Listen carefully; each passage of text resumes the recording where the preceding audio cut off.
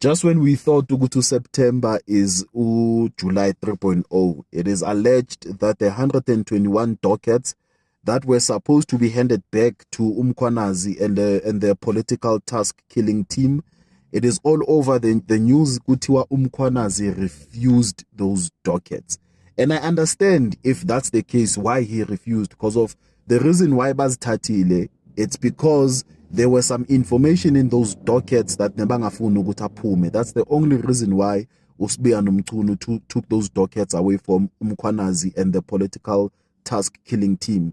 And imagine Aba's letter back, I believe ukuthi Mkhwanazi knows ukuthi they tampered with some of the dockets, and Mkhwanazi knows manje ukuthi they are already 3 steps ahead, because they are now, I mean, into my go where you can plan nicely and then you can plan ukuthi okay from lana iyala because of the dockets were on their side.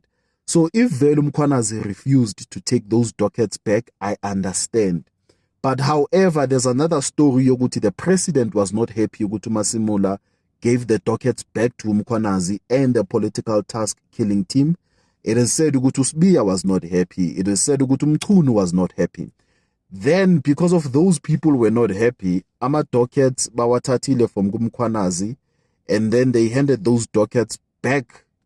Not back, but bathatha ama dockets and then bawanikeza the commission of inquiry le ama ezo investigator ama allegations that were made by General Mkhwanazi.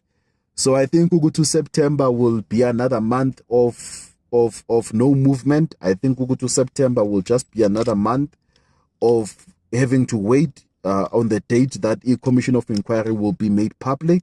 And I think ukuthi September will just be the same month as August, where we exposed abantu abathola ama-tender unlawful and ama-arrest lawa that I was excited about, saying #Bopha General Mkhwanazi. I don't see them happening anytime soon.